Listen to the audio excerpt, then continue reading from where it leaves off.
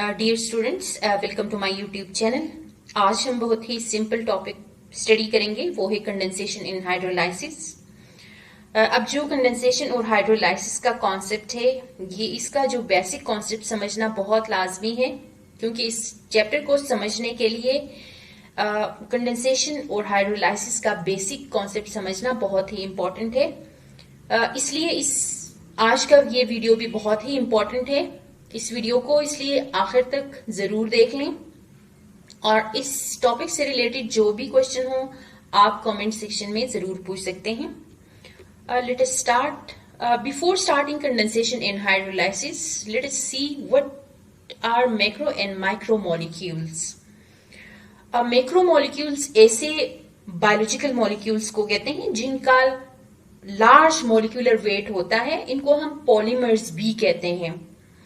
क्योंकि पॉलीमर्स हम इसलिए कहते हैं कि इनके अंदर स्मॉल रिपीटिंग यूनिट्स होते हैं, जिनको हम मोनोमर्स कहते हैं। तो ये मोनोमर्स जो है आपस में मिलके इन्होंने पॉलीमर्स बनाया होता है, इसलिए हम इनको मैक्रोमोलिक्यूल्स भी कहते हैं या पॉलीमर्स भी कहते हैं।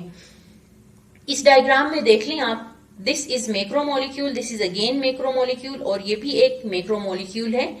तो ये जो मैक्रोमोलिक्यूल्स हैं, इनका मोलिक्यूलर वेट ज्यादा है, क्योंकि ये लार्ज मोलिक्यूल्स होते हैं, तो ऑब्वियसली इनका वेट ज्यादा होगा। और ये पॉलीमर्स कहलाते हैं, क्योंकि इनके अंदर आपको नजर आ रहे हैं, देखें स्मॉल सब यूनिट्स रिपीट हो रहे हैं। ये एक मोनोमर है, मोनोमेरिक सब यूनिट है, या ये एक सब यूनिट है, ये एक सब यूनिट है। बहुत सारे सब यूनिट्स इसमें रिपीट हो रहे हैं, जिसकी वजह से हम इनको मैक्रोमोलिक्यूल्स कहते हैं। And what are micromolecules?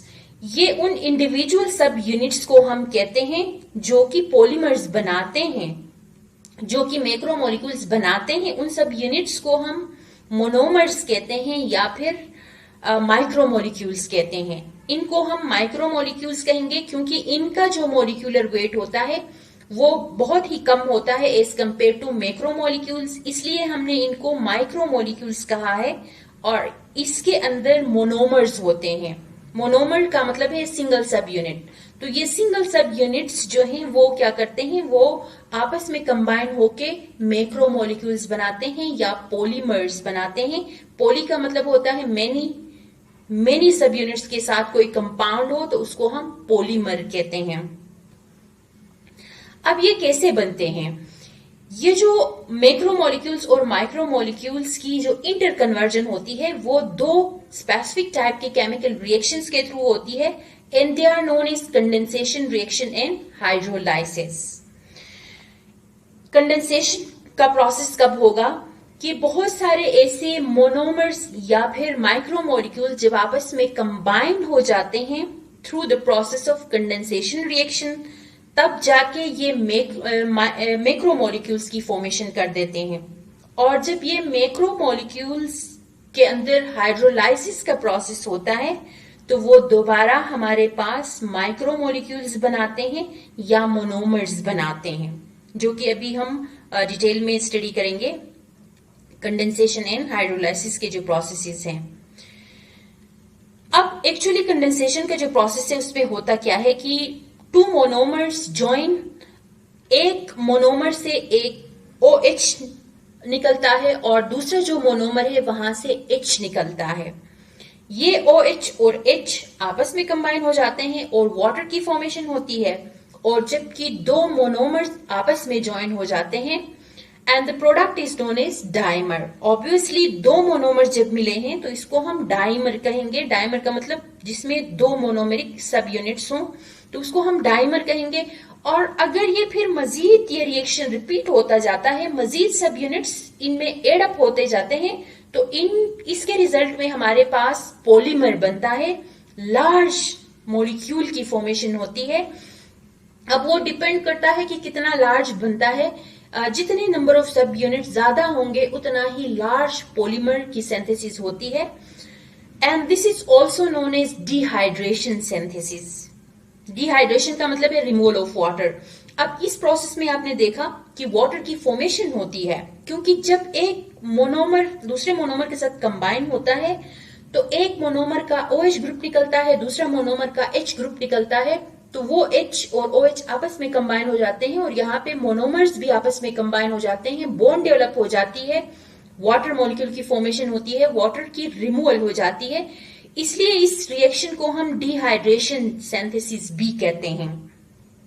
यहाँ पे एक बहुत ही इंपॉर्टेंट चीज है कि इस कंडेंसेशन रिएक्शन के लिए एंजाइम की जरूरत होती है। विदाउट एंजाइम ये कंडेंसेशन रिएक्शन का प्रोसेस होना इम्पॉसिबल है। तो एंजाइम ही एक कैटलिस्ट, जो कि कैटलिस्ट की नीड होती है इस कंडेंसेशन रिएक्शन के लिए, तो एंजाइम के बगैर ये रिएक्शन पॉसिबल नहीं है, ये रिएक्शन नहीं होगा, इसलिए एंजाइम का होना यहाँ पे मस्ट है। And second process is hydrolysis. अब ये रिवर्स है कंडेंसेशन का। अब दो मोनोमर्स की आपस में कॉम्बिनेशन हुई थी कंडेंसेशन में, तो यहां पे क्या होगा कि एक पॉलीमर या जो मैक्रोमोलिक्यूल है उसकी ब्रेक डाउन हो जाती है इनटू मोनोमेरिक सब यूनिट्स। पॉलीमर में हमने बात की कि बहुत सारे मोनोमेरिक सब यूनिट्स होते हैं, तो वो मोनोमेरिक सब यूनिट्स अब ब्रेक डाउन हो जाते हैं हाइड्रोलाइसिस का प्रोसेस में in the presence of water. यहां पे वाटर की नीड है, ठीक है, वाटर की जरूरत होती है, जबकि कंडेंसेशन में हमने देखा कि वाटर रिमूव हो जाता है। हाइड्रोलाइसिस में वाटर की मौजूदगी में ये प्रोसेस होता है या वाटर चाहिए होता है इस प्रोसेस के लिए। Break down of polymers into monomers by addition of water. Again, OH from water is attached to one monomer and H attached to another monomer. यहाँ पे वाटर की नीड होती है। वाटर क्या होगा, ब्रेक डाउन होगा, वाटर का जो OH है, OH एक मोनोमेरिक सब यूनिट में एड हो जाएगा, दूसरा जो H है वो दूसरा मोनोमेरिक सब यूनिट में एड अप हो जाएगा।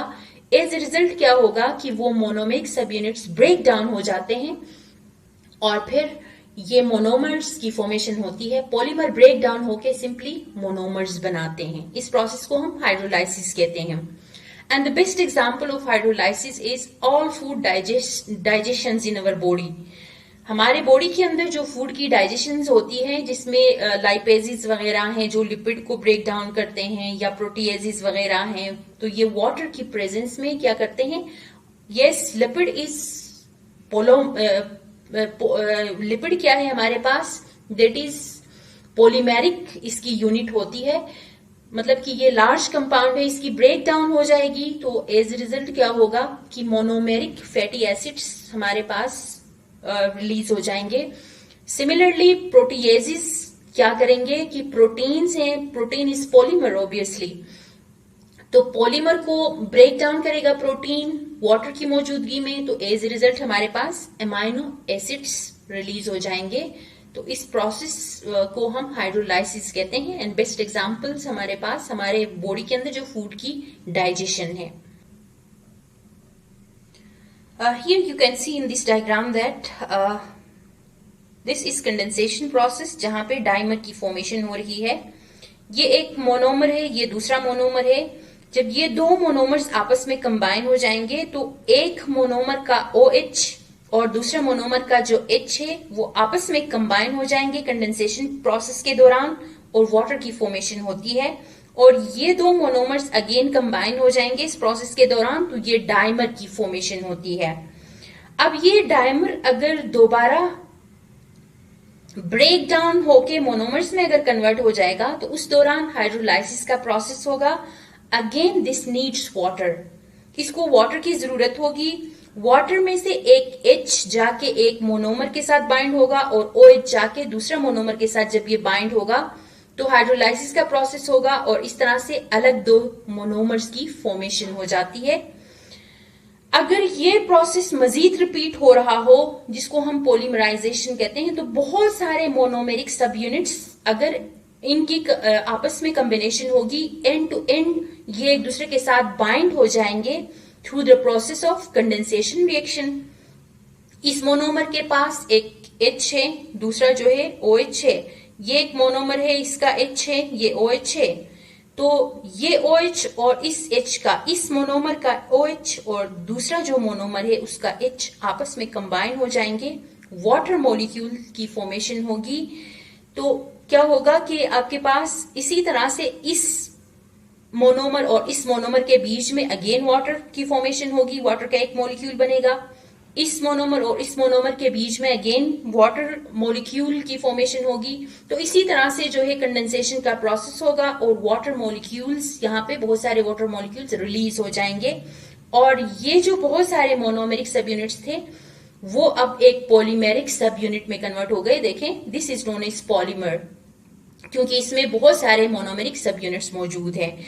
और अगर ये पॉलीमर दोबारा मोनोमर्स में कन्वर्ट होना चाहता है तो यहाँ पे जो है इसको वाटर की नीड होगी। ऑब्वियसली वाटर की मौजूदगी में ये फिर ब्रेक डाउन हो जाएंगे और हर जो मोनोमर है वो फिर पॉलीमेरिक या पॉलीमर के अंदर जो मोनोमर्स थे वो एक दूसरे से ब्रेक डाउन हो जाएंगे, अलग अलग मोनोमर्स में ये कन्वर्ट हो जाएंगे और इसी तरह से ये प्रोसेस रिपीट होता जाता है।